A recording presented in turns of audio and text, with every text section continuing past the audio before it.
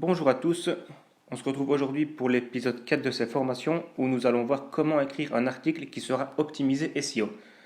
Donc comment faire en sorte qu'il arrive dans les premiers résultats Google, histoire d'avoir un maximum de trafic sur notre article, enfin sur nos articles de façon générale.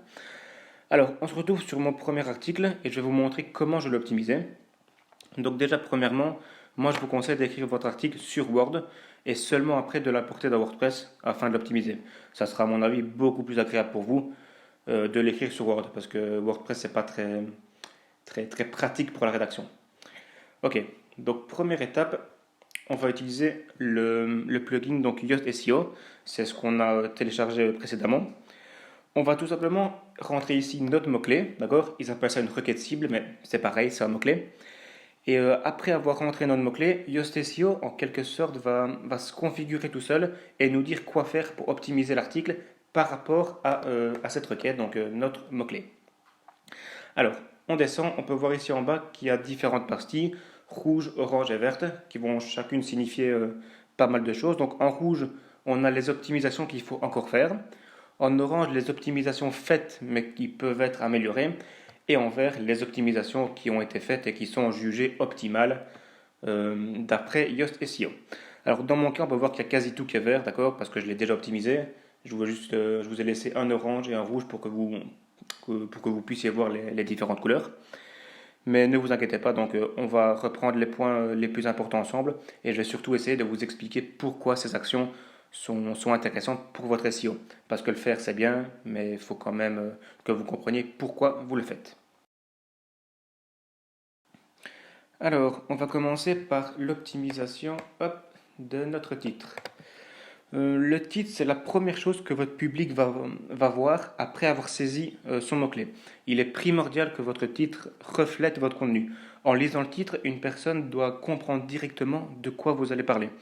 Pour ce faire, il faut absolument que vous mettiez votre mot-clé cible, donc votre requête cible, dans le titre. Avoir votre mot-clé dans le titre va augmenter votre taux de clic, et c'est normal. Hein. Imaginez que vous recherchez par exemple, je ne sais pas, comment dresser mon chien sur Google. Inconsciemment, vous irez vers les articles où se trouve votre quête. Et c'est logique, hein, car les autres vous sembleront non pertinents. Et pour Google, ben, c'est totalement pareil. Le titre de la page est l'un des moyens les plus importants de Google pour définir le sujet de votre page. Par conséquent, ben, le fait de ne pas utiliser le mot-clé dans le titre peut nuire gravement à votre référencement, parce que Google aura du mal à comprendre votre article. Donc voilà pour le titre, c'est vraiment important, donc n'oubliez pas de mettre votre mot-clé dans le titre. Alors, nous allons maintenant parler de la structure de l'article. Donc, comme on peut le voir en dessous, en réalité, Yoast SEO ne parle pas de la structure, d'accord, de la structure de l'article, et c'est bien dommage parce que c'est quelque chose qui pour moi, sincèrement, est assez important. Il faut savoir que les gens aiment quand le contenu est divisé, parce que comme ça, c'est beaucoup plus facile à lire et à comprendre. Il faut savoir qu'en moyenne, un internaute va lire seulement 25% de votre article. Et c'est pour ça qu'il faut absolument mettre un titre au-dessus de chaque paragraphe ou au-dessus d'une série de paragraphes contenant des sujets similaires. Et ces titres vont permettre à vos lecteurs de parcourir rapidement votre texte et de décider s'ils veulent ou non tel ou tel passage, d'accord? S'ils veulent lire tel ou tel passage ou non. Vous vous en rendez peut-être pas compte comme ça, mais vous le faites aussi. Personnellement, quand j'arrive sur un article, je vais regarder uniquement les titres et sélectionner les paragraphes qui me semblent intéressants. Si votre article n'est pas structuré, si c'est par exemple un gros pavé de 1000 mots, les visiteurs ne le liront pas. Donc c'est vraiment important de structurer son article pour améliorer l'expérience utilisateur. Mais la structure est également importante pour aider Google à comprendre votre article. Google va utiliser les titres pour déterminer le sujet de votre article. Le problème, c'est que Google n'a pas des yeux, d'accord? C'est un robot qui va se balader sur votre article et essayer de déterminer le sujet de notre article. Donc, avoir une bonne structure va être très intéressant pour que Google comprenne notre article. Donc, quand je dis structurer son article, qu'est-ce que ça veut dire? Euh, alors, il faut savoir qu'on a des H1, d'accord? Donc le premier titre de notre article, c'est le H1. En dessous, on a des H2, d'accord? Sur Google, enfin sur WordPress plutôt, pardon, on peut les sélectionner comme ceci, donc titre 1, titre 2, titre 3. Et il faut voir ça vraiment comme un livre. Le H1 va être le titre du livre et le H2 vont être les chapitres en gros, d'accord? Et il faut structurer de façon logique. Par exemple, le compost, c'est quoi? Donc, c'est un de mes titres, c'est un titre 2, d'accord? Parce qu'il a un rapport avec mon titre 1 qui est que mettre dans le compost, d'accord? Pour faire un compost, enfin, pourquoi faire un compost, pardon, c'est un H2, d'accord? Parce qu'il est en lien direct avec mon H1. Tout simplement, ici, on peut voir qu'on a un titre 3, d'accord? Un H3. Tout simplement parce que le H3 va être en rapport avec son H2, avec son titre 2, d'accord? C'est peut-être pas très clair comme ça, mais je vous ai fait une petite image. Par exemple, les différents panneaux de signalisation, donc ça va être H1, d'accord? On a plusieurs catégories, donc les panneaux de danger, les panneaux d'interdiction, pardon, les panneaux d'obligation et les panneaux d'indication, d'accord? Tout ça sont des H2, donc des titres 2, et sont en rapport avec la catégorie parente, je veux dire, avec leur H1, qui sont les différents panneaux de signalisation. Maintenant, on va se concentrer sur le H3. Donc il y a céder le passage, virer à droite, qui sont tous deux des panneaux de danger. On a sens interdit, limitation de vitesse, qui sont tous deux des panneaux d'interdiction.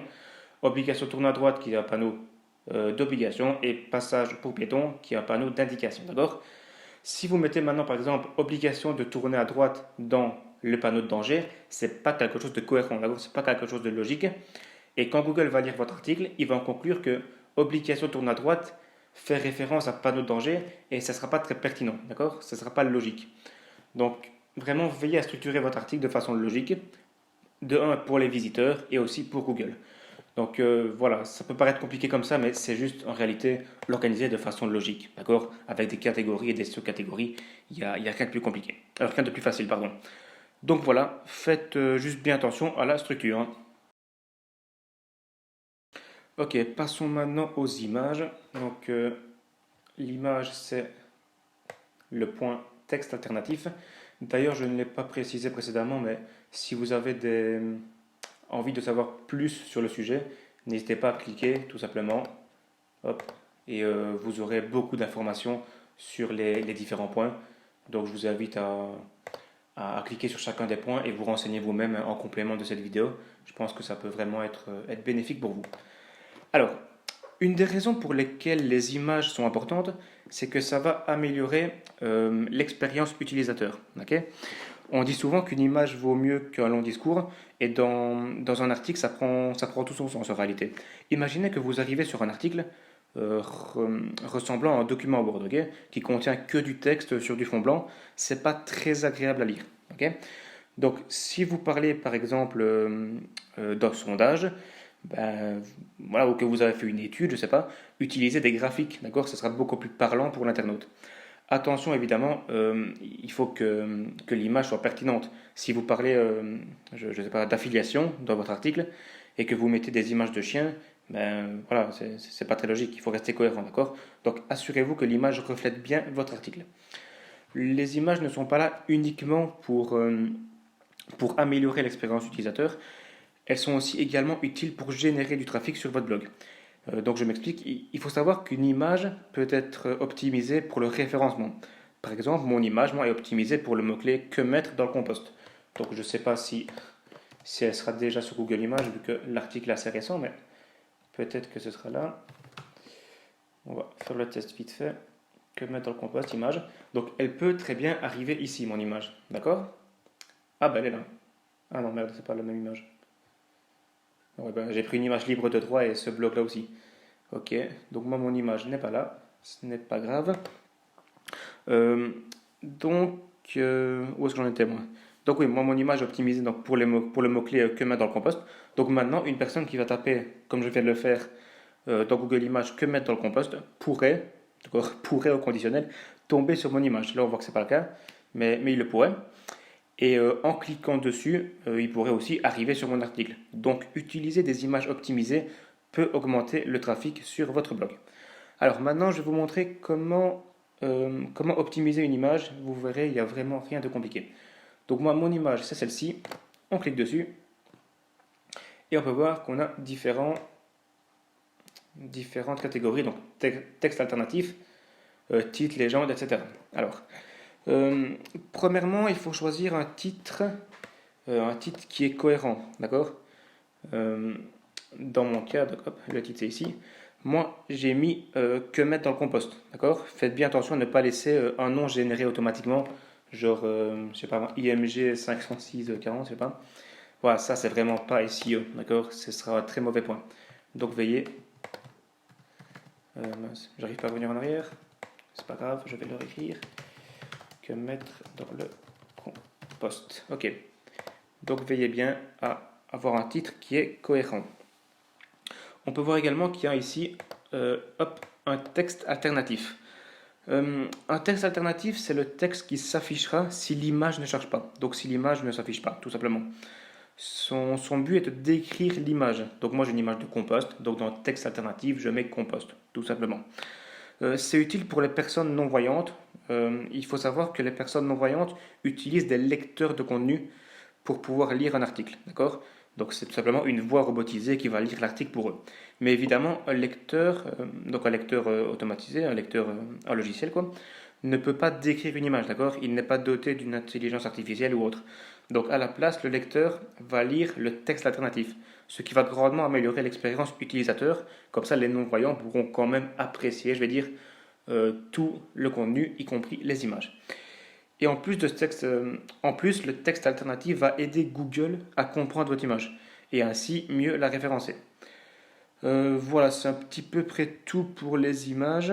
Il faut aussi également penser à utiliser, par exemple, hop, ici donc le format JPG. Bon, c'est un petit plus, hein, c'est pas ça qui va vous propulser à la première place. Mais il faut savoir que le format JPG ou JPEG est plus léger, d'accord, que le PNG par exemple ou autre.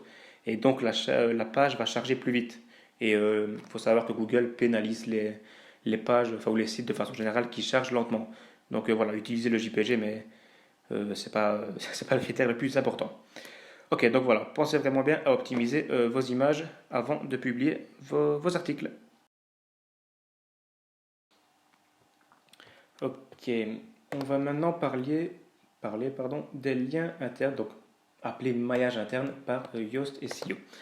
Les liens internes, c'est des liens qui pointent, donc, comme leur nom l'indique, vers une page d'un même site web, contrairement aux liens externes qui pointent vers des pages d'un autre site web. Il faut savoir que Google explore les sites web en suivant les liens internes et externes, d'accord, à l'aide d'un robot. Par exemple, le robot va arriver sur la page d'accueil, va parcourir le menu, va aller sur le premier lien, le deuxième lien, le troisième lien, etc. En suivant les liens, Google peut déterminer la relation entre les différentes pages. De cette manière, Google découvre quelle page de votre site traite d'un sujet similaire. Et ça va permettre à Google de catégoriser vos articles et ainsi mieux les référencer. Donc, par exemple, hop, un petit article que j'ai écrit sur le tri des déchets. Ici, j'ai rajouté un lien. Donc, un compost peut être fait avec certains restes, parce qu'ici, on parle de restes alimentaires. Et je mets ici un lien. Si on l'ouvre, on arrive sur que mettre dans le compost. Donc, j'ai fait un lien interne vers un autre de mes articles. Et du coup, ça envoie un message fort à Google qui dit voilà, l'article que mettre dans le compost est en lien avec, en tout cas, ce paragraphe-là ou avec le contenu de mon article. Et effectivement, c'est vrai, vu qu'on traite tous les deux d'un sujet plus ou moins similaire qui est l'écologie et l'environnement. Okay. En plus de ça, les liens internes peuvent améliorer votre taux de rebond. Donc, pour ceux qui ne savent pas, un taux de rebond, c'est comment expliquer ça? C'est le pourcentage de personnes qui vont visiter une seule page de votre site. D'accord? C'est pour ça qu'on appelle ça un taux de rebond. Un visiteur arrive sur une page et repart directement après. Il a en quelque sorte rebondi. D'accord? Par exemple, si vous avez 100 visiteurs, que sur ces 100 visiteurs, il y en a par exemple 70 qui décident de visiter une autre page de votre blog, vous aurez un taux de rebond de 30%. Car les 30 autres n'auront pas visité d'autres pages. D'accord? Les 30 autres ont rebondi en quelque sorte. Imaginez qu'on arrive sur Google, qu'on tape tri des déchets sélectifs, qu'on prend le premier lien et qu'on arrive sur cet article. D'accord? L'internaute va lire l'article, ok, c'est intéressant, nickel, et va directement fermer la page. Ok? Dans ce cas-là, il aura rebondi parce qu'il n'a pas visité d'autres pages. Ok? En revanche, s'il arrive sur l'article qui descend et qui décide par exemple, voilà, il est intéressé par le compost, on voit ici qu'il y a un lien. Un compost peut être fait avec certains restes. Ça l'intéresse, il va cliquer et il va arriver sur une deuxième page, donc sur mon article que mettre dans le compost. Donc là, il n'aura pas rebondi, d'accord? Donc mon taux de rebond va être plus bas. Alors, avoir un taux de rebond bas, donc plus c'est bas, mieux c'est, parce que Google va en conclure que si des personnes visitent d'autres pages de votre blog, c'est que votre contenu est intéressant, tout simplement, ou pertinent du moins. Donc voilà, c'est vraiment important, les liens internes, donc voilà, utilisez-les, ça va vraiment améliorer votre SEO. Ok, maintenant qu'on a vu le maillage interne, donc les liens internes, ben, on va voir maintenant les liens externes. Mais voilà, vous inquiétez pas, si vous avez compris les liens internes, pardon, les liens externes, c'est plus ou moins similaire. Donc, comme dit précédemment, les robots de Google utilisent les liens pour passer d'une page à une autre. Ok. Une des raisons pour lesquelles ils le font, c'est pour déterminer le sujet de votre page. Ok. En se connectant à une autre page web, ils supposent que le contenu de cette page est similaire à la vôtre. Donc Google va essayer à travers ce processus, d'identifier en quelque sorte une niche ou une thématique. Et lorsque Google comprend clairement le contenu de votre page, quel problème il tente de résoudre, quelle valeur il apporte au lecteur, sa pertinence va augmenter. Et Google pourra donc proposer plus souvent votre article et vous placer plus haut dans les résultats de recherche. Et vous obtiendrez évidemment donc plus de trafic. Les liens externes sont aussi utilisés pour apporter de la valeur à vos visiteurs, car votre site web ne sera jamais en mesure de fournir toutes les informations dont une personne a besoin. Et c'est pour ça que les liens externes sont intéressants, parce que vous pouvez diriger vos visiteurs vers des sources fiables avec plus d'informations. C'est un apport d'informations supplémentaires et, et ça Google kiffe, parce que tout simplement, vous apportez de la valeur en plus à, à votre internaute. Par exemple, moi, donc dans que mettre dans le compost, il me semble qu'en dessous j'ai fait un petit. Voilà, voilà j'ai mis vous voulez d'autres astuces, je vous conseille le site ecoconso.be. Ils ont écrit un article très intéressant sur le sujet. Et si l'internaute clique, ben, il va arriver sur la page. Donc, qui parle de compost. Donc, encore une fois, ça renvoie à Google l'information que je parle bien de compost. Et il y a aussi un très bon article sur le compost qui traite de sujet, enfin, du compost, mais de façon différente à mon article. Donc, c'est un réel apport supplémentaire à l'internaute qui souhaite se lancer dans le compostage, tout simplement. Donc voilà, c'est hyper important, d'accord? C'est, comme je disais avant, un apport d'informations supplémentaires et Google adore. Donc voilà, faites-le. C'est bon pour votre référencement et pour votre internaute. Alors, on va maintenant passer à la longueur du contenu, donc au nombre de mots pour une publication, donc le nombre de mots idéal. Euh, Yoast SEO vous donnera un point vert si votre article dépasse les 300 mots, il me semble. Personnellement, je ne vous conseille pas de compter, d'accord? Le nombre de mots n'a pas réellement d'importance. Ce qui est important, c'est la pertinence de votre article, d'accord? Et surtout l'apport de valeur de votre article. Le SEO, c'est que ça en réalité, d'accord? Répondre au mieux à la demande d'information de vos visiteurs.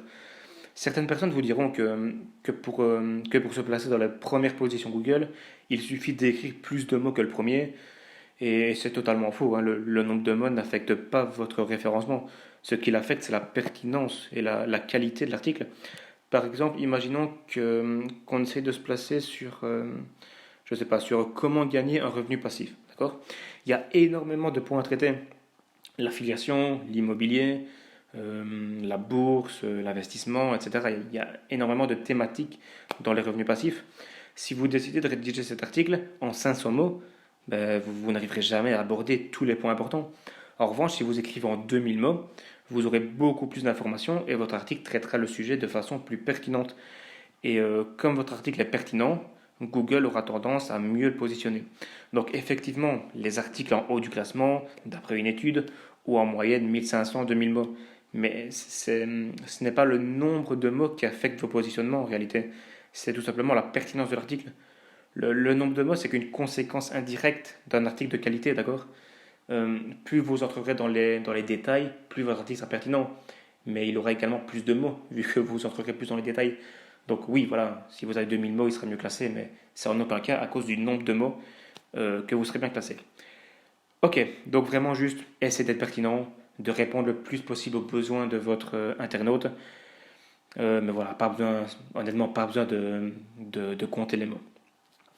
Ok, donc je fais un petit tour vite fait, mais il me semble qu'on a vu les points les plus importants. Encore une fois, vous pouvez cliquer dessus, d'accord, et, euh, et lire vous-même, apprendre par vous-même. D'ailleurs, je vous invite à le faire, c'est vraiment très intéressant. Mais voilà, donc pour résumer, faites bien attention au titre, à la structure, aux images. On a vu quoi d'autre? Aux liens internes, externes et aussi donc voilà, à la pertinence de votre article. Ok, donc vraiment merci à tous de m'avoir suivi, enfin d'avoir suivi cet épisode et je vous dis à la semaine prochaine pour voir la suite de cette mini formation. Ciao!